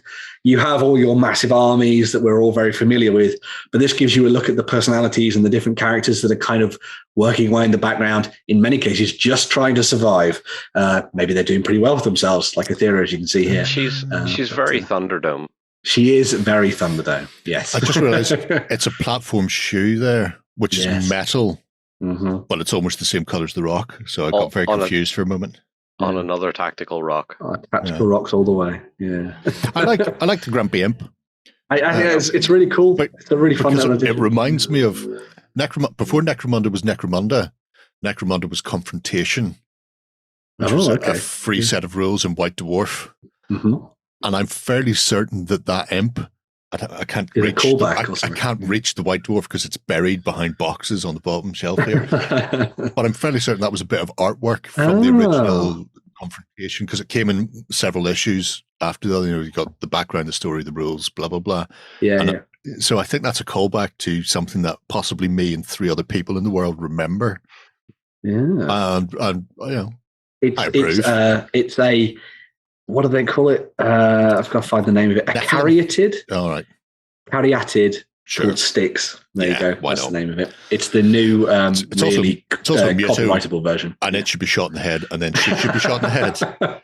For having it anywhere near her. Yeah. And then purge the world, because you can't be certain how far it spread. So there we go. Got a new sort of personality that you could throw into your Escher gangs, alongside a couple of additional sort of hangers-on and followers that you could use. So this is the Shiver and the Apprentice Clan Chemist. So the Shiver that you see there on the left has been previewed in the past. We've talked about it on the show, I think, back during some of their previews and things. But she can sort of see the future, as it were, for good or ill, using her tarot deck and her lovely seeing stone, as you see. An unregistered psychic. Seriously, another bolt gun round to the head. There we go. But yes, so she's going to be able to be picked up and added into your gangs, and maybe she'll help you out in the sort of forthcoming scenarios that will be setting up with your gang. You've also got the Apprentice Clan Chemist there, which not only does the job of applying toxins to your blades to kill all of your foes a little bit later than when the battle happens, when they're sleeping at night and then suddenly their eyes bleed and their nose explodes and all that kind of stuff. That was the wrong way around, but there we go. They are also the ones that hold the secrets to turning the recently deceased members of House Escher into the likes of the Death Maidens and stuff. So if you want to run around with some slightly rotten Escher, then you can do, which is very cool indeed. And again, loads of awesome color and poppy things going on. Really cool ideas for characters and all that kind of stuff as well. Building on that kind of retro feel to Necromunda, which I think is always nice to see on the tabletop. Let's go and watch Tank Girl, and then base all of your color schemes on Tank Girl. Pretty much, yeah. The Goliaths are not to be outdone because Gore Shiv Hammerfist, which is possibly the most metal name I can think of for a character. What does he do? He gores you with his shiv and then hammers you with his fist. There we go. He is rocking around with all of the steroids pumped into his body and all of the toxins, and he's carrying around 2 power hammers, not 1, 2 power hammers for smashing you to pieces. Obviously, he's a Goliath, as you can see by his lovely ridged Mohican there with the blades going on it, which I think is really cool. Yeah. If he doesn't beat you to death with his hammers, he'll do it with his head. Again, somebody from the Imperium desperately need to come and have a word with them, because they seem to be straying rather far. The Paladin enforcers are like, hurriedly reloading your position. Maybe you are, citizen. But another fantastic model there with all of the skulls just showing off, how grimdark he really is. Just another amazing miniature from Forge that I think sort of builds on the fantastic look of all of the Necromunda factions and stuff that you get to play on as at the tabletop. There's also a set of the Underhive Traders, which were revealed a couple of weeks ago as well. So this is a set that breaks down into sort of like a monster hunter that can gift you all sorts of strange creatures using your gangs. There's also a gun supplier, the gunsmith, who's totally not going to sell you bogus equipment that's going to explode as soon as you start using it. And also a relic hunter at the back there as well. So if you're if you're a schmuck like House Cawdor and you want to buy the bones of Saint Celestine or something who's not actually dead, then maybe you can sort of pick these up and use them in your games as well, which I think is really nice. And this brings me to something before we move on to last thing. This brings me to something that I think is well worth sort of diving into, because I genuinely think if you're going to be playing 40K or like the idea of 40K and the background and the lore and everything like that, I think Necromunda could possibly be the best way to dive in and start playing this. I think there's a good amount of stuff that they've kind of condensed now into not a huge volume of books. There's a good model range that is incredibly well suited to customization and kit bashing and all that kind of stuff. You've got all of these additional models from Forge that'll help you build and all that kind of thing as well. Games aren't going to take you 5 hours. There's a really nice campaign system built into it and all that kind of good stuff as well. I'm seriously on the kind of Necromunda hype train. I think I couldn't tell. It's almost as if I really like all this cool stuff. So he hides it very well. Yeah, but I'd really like to hear what people think about it because Necromunda has been sort of bubbling away in the background for a while now from Games Workshop, and it would be really fun to see what people think about it at this point in 2022. Obviously, it went through a little bit of a rocky period after that kind of initial release for the Underhive Wars box set, where everyone was like, "It's too many books" and all that kind of stuff, which there were too many books. But it'd be interesting to see where people think they are with the game now, if they're having fun with it. I know a lot of YouTubers and stuff have been playing it and really enjoying it. The system's really fun and simple to use as well, which is always good. I've completely lost track of what is required for Necromunda. It's even a lot. Even if it's the same edition, because they keep releasing stuff and then condensing stuff and then adding stuff and then condensing it and then changing it and taking bits out and adding bits. And I've got to the point where I don't know if they've hit a new edition or if they've just been chopping and changing.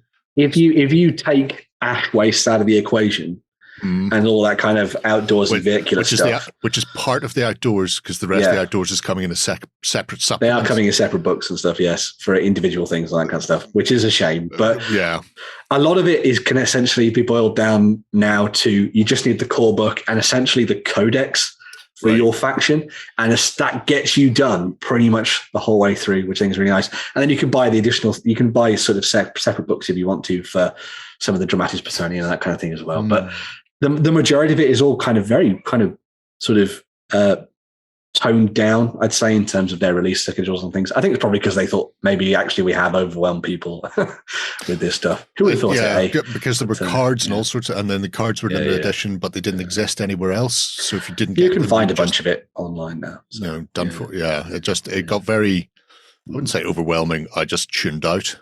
Yeah, that's easy enough to do with a lot of the Games Workshop stuff. But also, if you're someone who likes the kind of 28 movement and Ink 28 and all that kind of stuff, just go and look at the Forge World range. The range is because for characters, it's amazing for that. Yeah, it's really cool. I know a lot of people who have been playing Ink 28 and all that kind of stuff, and basically just gone, well, I'll just use everything that they've created with their dome runners and all the other cool stuff that they've done, bounty hunters and everything else in between.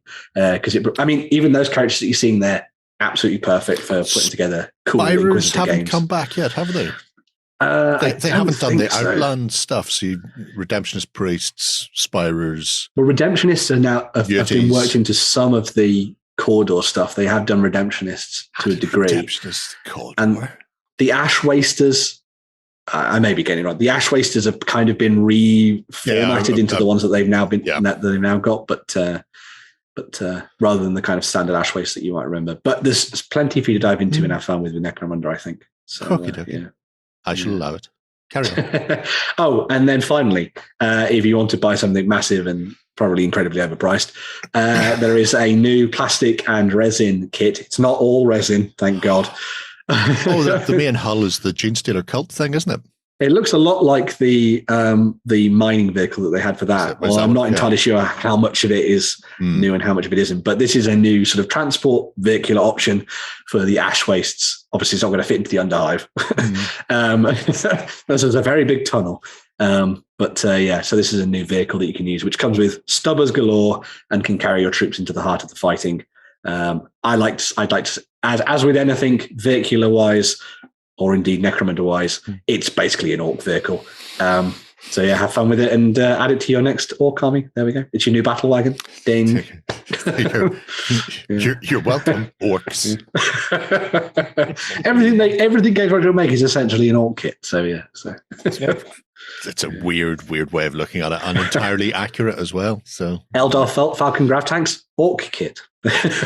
Tau Hammerhead, orc kit. I could see a Falcon being used by the orcs, but I can also see them turning it upside down so they can just skid along behind a couple of like massive engines. Get the two Escher engines, chain them to an upside down falcon, and just sled your way to happiness. That's pod racing. The Space Wolves already did that, didn't they?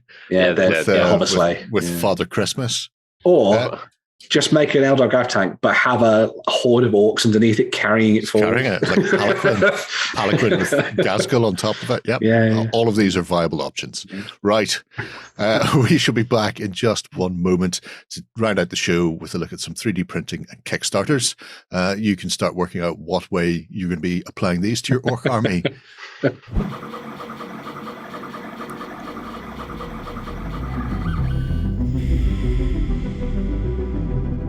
We're back then, and we have a 3D printing segment, a little bit different, young Benjamin. Yes. Mm-hmm. Like smashy and nicey. Did a lot of work for charity. Yeah, so this one is a little bit different. So this one was one that was brought to my attention earlier in the week, and a lot of other companies have got involved with this and been sharing stuff in the 3D printing vein to help out with it. So SolGood Creations is a collaborative effort between Sergey Sobol and Caleb Goodson. And they have been, they've already run one project already, one fundraising project, which raised over $100,000 or something like that, which was useful for feeding those who have been displaced by war in Ukraine. And they have now come back with another fundraising project, as you can see here, aiming to raise more money to continue their good efforts over there in Eastern Europe.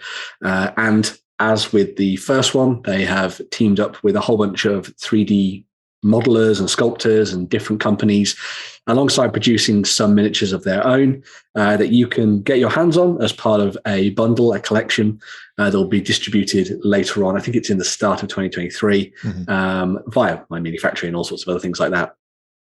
For you to print off at home and all that kind of good stuff. But obviously, as well as getting your hands on a bunch of amazing miniatures that can be used for a variety of different games. It's got sci-fi, you've got fantasy, you've got all sorts of different things in there, including historical stuff as well. Dioramas, vignettes, monsters, all sorts of different things. You can get all your hands on all of these miniatures, and then they can, all of the benefits from that will go towards their goodwill efforts that they're doing over in Ukraine at the moment. They have videos and all sorts of things on their fundraising page that you can go and watch if you want to find out a little bit more about them. You can also go back. I would encourage you to go back and look at the first fundraiser that they did, where they talk about some of the things that they've done in the past, and also interact with the community that's there as well and find out more about them and what they do. But yeah, the newest fundraiser that they've put together here features a whole host of different things. What we're seeing here is a lot of the SolGood stuff. So this is a lot of their own creations that are kind of based on, as you might have guessed from the imagery, a lot of stuff that is very pertinent to the moment. But then you get to it. He's from Kharkiv? Yes, Kharkiv. I think it's that. Yeah, Kharkiv. That's it. Kharkiv. Let's get it right. Yeah. And a lot of the stuff that's happening there. And they've also talked about the fact that, there is relentless stuff happening to people over there, even now, obviously, as things are slightly changing, I suppose. But anyway, there are lots of miniatures for you to dive into and have fun with and pick up, including these awesome gods and goddesses that they've been working on. I think there's some really awesome sort of standout pieces within this collection that I think would be amazing fun for a lot of sci-fi and fantasy war gamers to play around with, and using their role-playing games and war games and all that kind of things. I mean, these would be perfect for use in something like Kings of War, for example. Just change that base to a square. Get straight onto a square. And away you go. There's Julius and Samarissa, the two legendary Erlohi. They are filth. Yeah. And there's a Fire Yachtin. Yeah, so there's a whole bunch of things in there. Alongside that, as I said, a whole bunch of additional people have sort of got involved with this and started providing miniatures as part of the bundle, so that when you get these, you get like an astronomical amount of STL files. It's pretty insane. So you've got people like 3D Breed Miniatures, Asgard Rising, Battle Yak, Bestiarum Miniatures, Black Scroll, Cursed Forge, Flesh of Gods. A lot of the people that we've looked at previously on 3D Printing is the Shiz that have all come together to help with this. RNE Studios are part of this.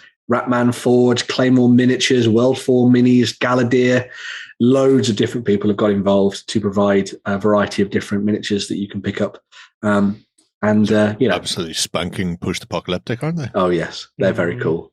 Especially if you're looking at playing something like Mutant Year Zero or something, maybe, that the role-playing and now miniatures game that's coming out from Free League. That'd be pretty good for that. So, definitely worth having a look through this for yourself. We've barely scratched the surface of what's available to have a look through. But if you go and have a look, the all-in sort of gives you an idea of exactly what's on the way. And there's a couple of miniatures from every one of the creators in there.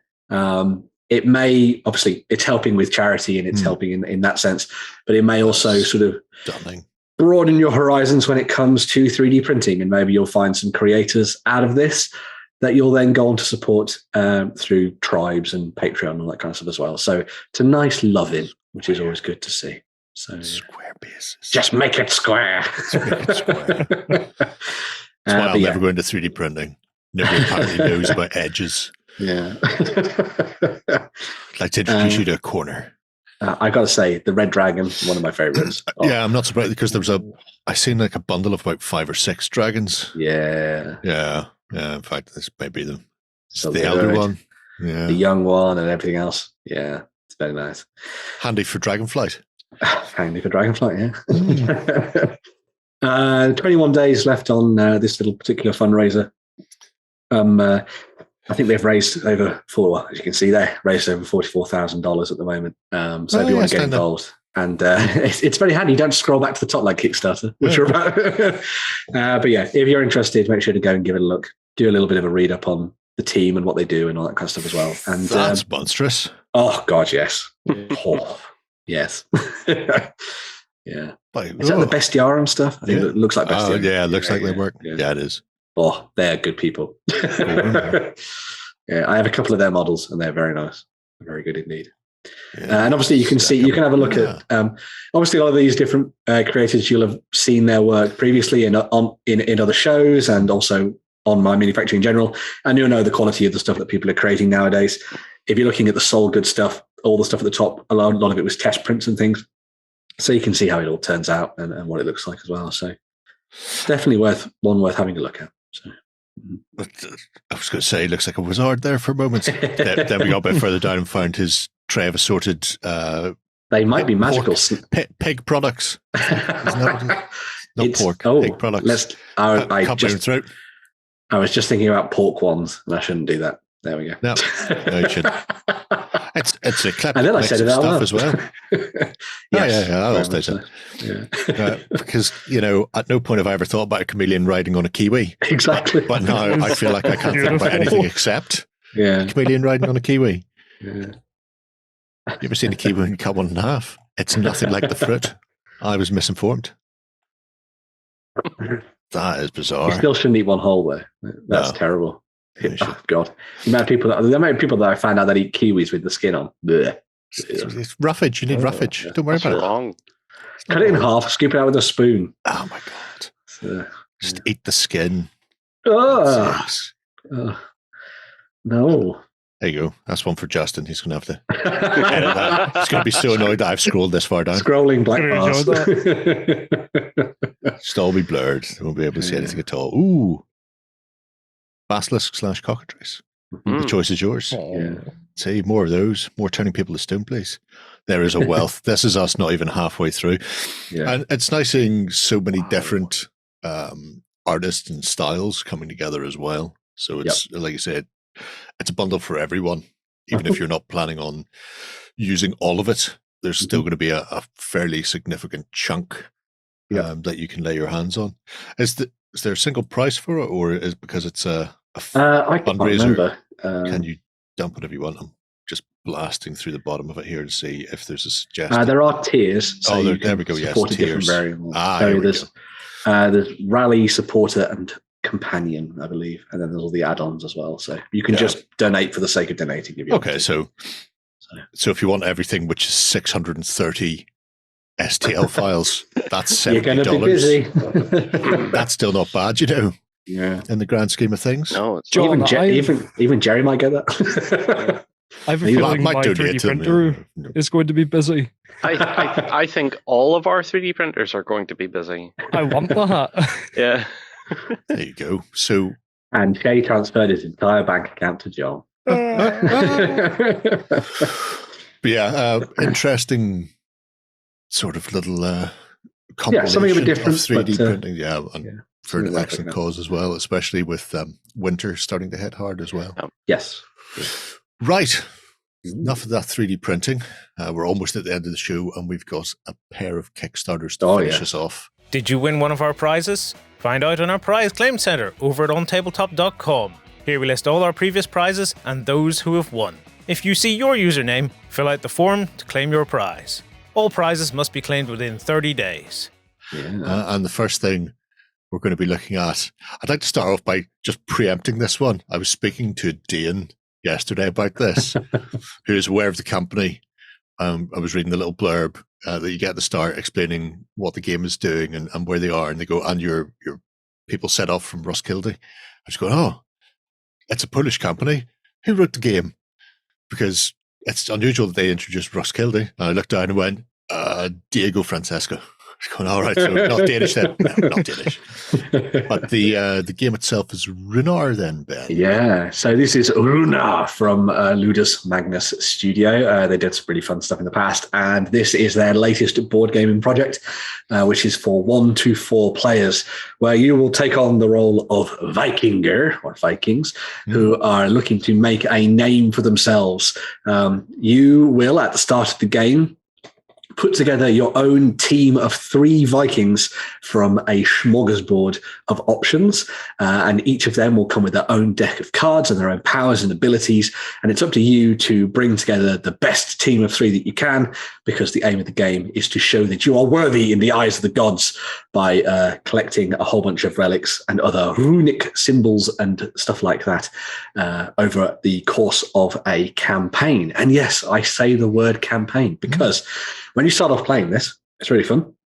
You start off with a series of 5 almost tutorial style campaign missions that you play through.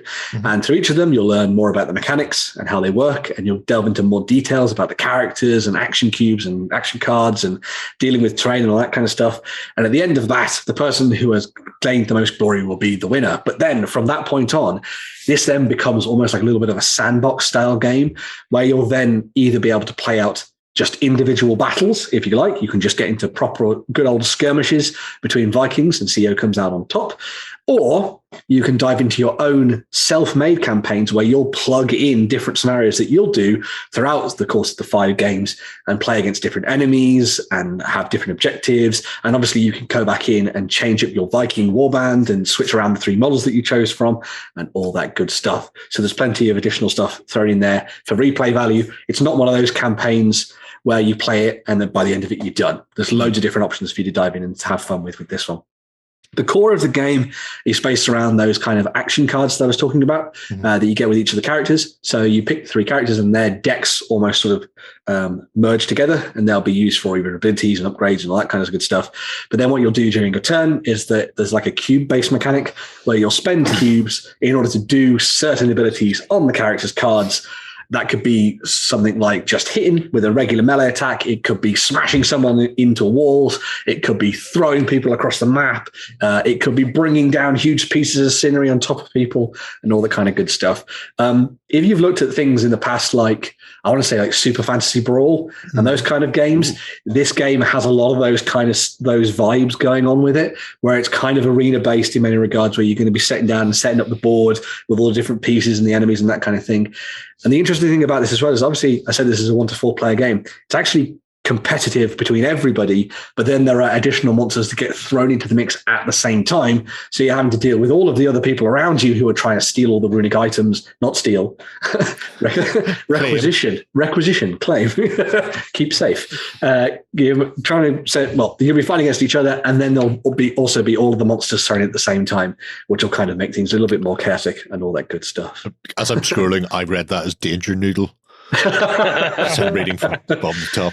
To be fair, I wouldn't put it past the Vikings to have a danger noodle. I think there is a danger noodle later on. It may be Jormungandr himself, but So the core game comes with a whole host of different characters for you to play with.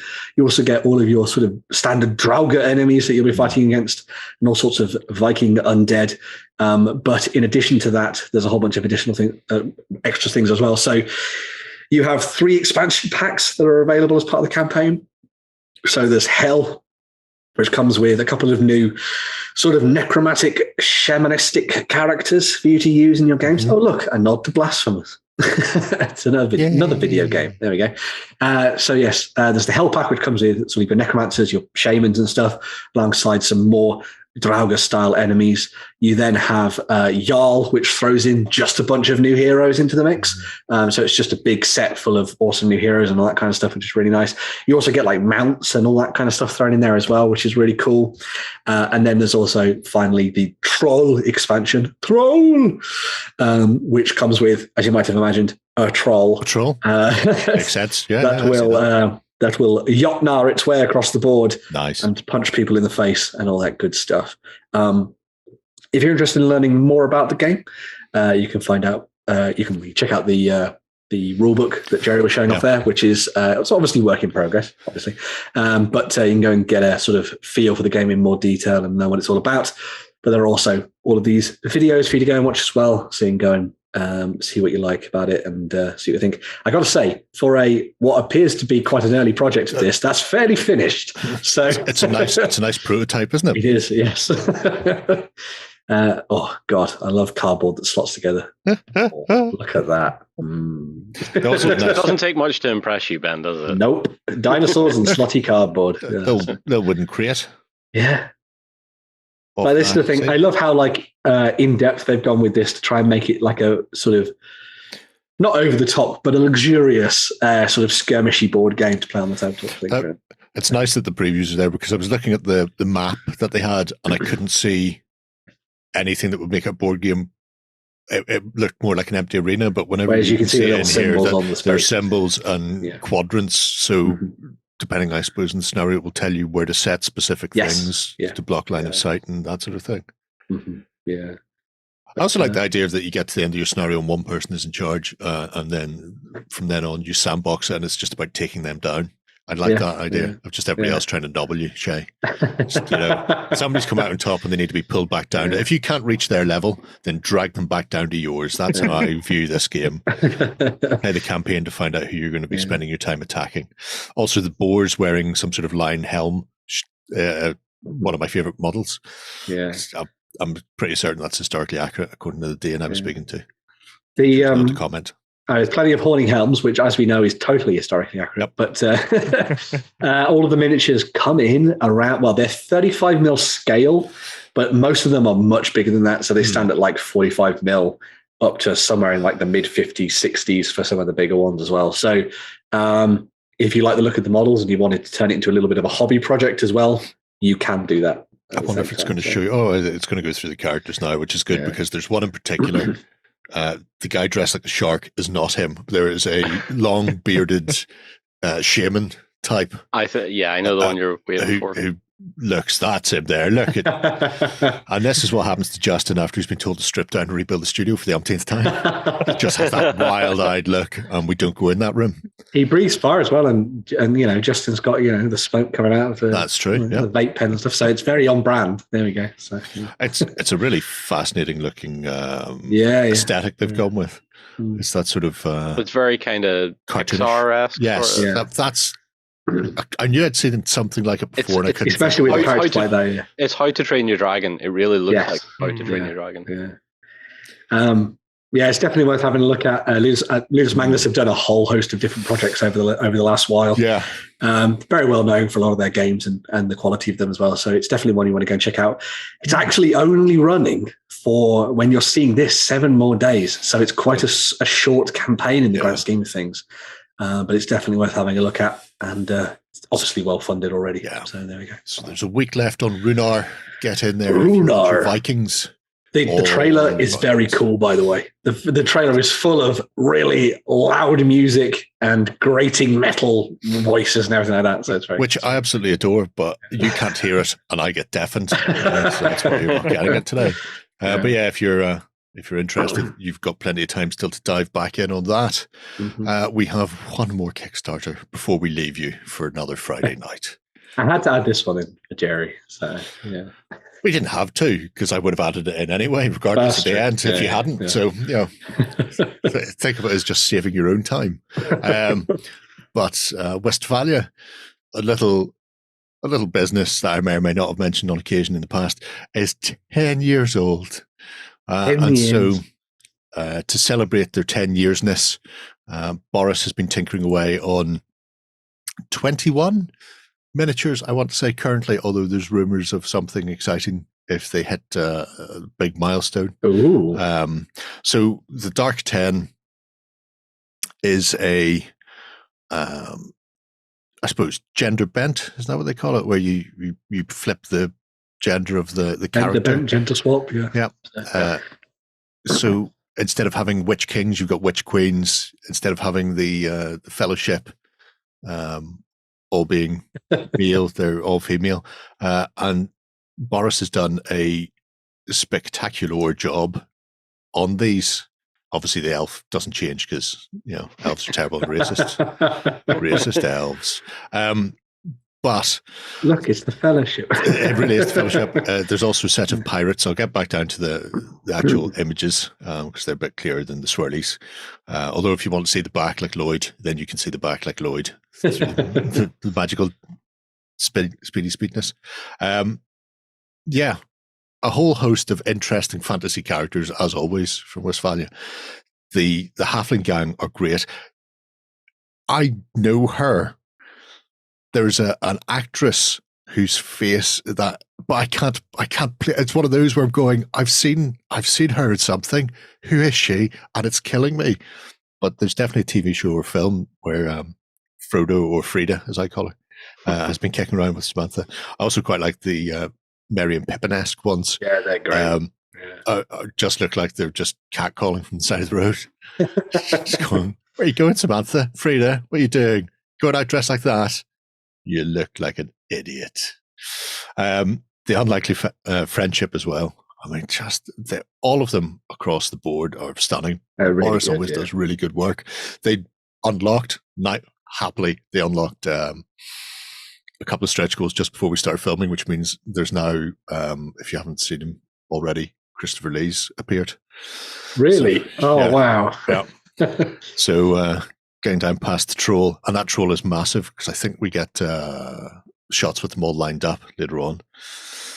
The Wraith and Witch Queen and the Undead Pirates, not from Lord of the Rings as far as I'm aware. No. I can't be entirely certain. Clearly, I just see LeChuck. So there we go. More Monkey Island, please. Yeah. That Hokey and Folky and First Mate Jim Abbott. They're a weird and wacky bunch. But our stretch goals of the Ghost and the Narrator have just been unlocked, which is great, which means we now have the Evil Wizard as the next stretch goal. Look at that. Fantastic. Yeah. Look, long hair and the saggy skin on the arms, all wrinkly and horrible. Like your granny when your parents are going, give granny a kiss goodbye. Go, I don't want it. And then WTF is even this. Yeah, for 50k. And he said there'll be something spectacular if they hit 100. I've no idea what that will be. But maybe you just get Boris. Oh, that'd be great. Do we have to share him? He becomes your living sculptor for one. I mean, I'm all for that. 100% all for that. You can pick up, obviously, various bits and bobs. So if you just want the company, you can grab those. If you just want the Undead Pirates. And who wouldn't? They are just straight from Boris's fever dreams. They're great as well, or you can just go the whole hog and lay your hands on them. There's also various add-ons. People have been asking, will previous bits and pieces appear in the add-ons? To which the response was, we'll pick some out because it's a big catalogue and we can't add them all in there. So if you've not seen them in the past, or if you've seen previous campaigns and hadn't and missed out on bits and pieces, they may reappear in the sort of the pledge manager down the line. I find it best just to get everything of these. I wonder if you've done that already, Jerry. No, don't worry about it. The Roachman. I don't think I own them. I think these are new, but at the same time, I'm positive I've got something with those little antennae. You're going to get them anyway. Well, I'm getting them anyway, so, because it's better to be safe than sorry. I went through something the other day and discovered that I had multiple versions of the Mandalorian and IG from their D&D stuff they did at one stage. And when I say multiple versions, like 3 of the Mandalorian and 2 of IG, I'm going, what? Because anytime I was ordering stuff, I would go, do I have them? I don't think so. I'm going to order another set. I'm so random. I need to have some sort of cataloging system. Shay, what are you doing? Do you fancy cataloging a load of stuff? Anyway, not really, no. Isn't that what Sundance? Isn't that what Sundance is for? Yeah. Sundance is just to keep track of what I'm doing on the Tinterwebs. He's my aide de camp, my Batman. Not that type of Batman, though. I love the tiny little dead parrot as well. He's so happy doing a little There's dance. so many nice little details that get worked into these sculpts. It's very good. Yeah, they'd be very good for Forbidden Psalms as well. Mm-hmm. Yep. Because they have that. I was going to say they've got that look to them, but then also I think Boris has sculpted some stuff for Forbidden Psalms anyway. So if you fancy some of the Mjörkbjörg, he helped with the last. Well, that was the last Kickstarter, wasn't it? Before this one, yeah. So, but they're absolutely corking figures. And when you get these larger sort of orc, ogre, monstrosity type things and the trolls, they really are beefy sculpts. So yes, all on board the Westfalia train for 10 more years. Choo-choo! That's what I say. You can't stop me. Boobamere. That's what she's been called on Tinterwebs. And scrawny Gollum, looking particularly weird. So weird. Big bug eyes. There was a text-based adventure. This back in your old days, even in computer games, you had to make your own entertainment, Shay, and imagine what was going on because there wasn't the actual animations to show you. So you would get words on a screen. And the Lord of the Rings text-based adventure game, when you went into Mirkwood, you got followed by something with big bug eyes in the trees, and it was Gollum. And there was a specific maze, but you're just going northwest, east. And after like a couple of minutes of getting lost in the forest, it would drop on your head and kill you. Like 2 minutes into the game, they were not games for easy for people. I can imagine that the big bug eyes dropping out of the ceiling, doing you up like a kepper, stealing all your stuff, and running off into a cave. So the Dark 10. I love it. I love it so much. I may back that one. 6 days left. Say nothing. Shh, move on. And we're going to talk about another one of Jerry's favourite Kickstarters, isn't it? Have I backed that one as well? Yes. Something tells me yes. Yeah. Yes, I have. Right. I think that's enough of this. I've got to go because I've just got a couple of Kickstarters delivered from previous things. Shh, shut up. All of you, shut up. I can see you. I can feel your looks, gazing dead eyes at the screen. Stop it. We'll be back next Friday for more of the same. If you want to join us then, you can. Don't forget, if you want to check if you're a prize winner, it's on tabletop.com and go to the prize claim form and not anybody random on Telegram. Whatever is that? How can they send you a telegram? I don't know. If you want more of this madness, though, sooner than Friday, we will be back on Sunday morning for the Cult of Games XLBS. You can join us there. And if you're not already a cultist, you can get a 30-day trial. Otherwise, have a great week of gaming. Bye-bye. Go ahead and check out our other content on screen now. And while you're at it, why not hit subscribe and remember to ding our dong. Go on, you know you want to click it. Go on.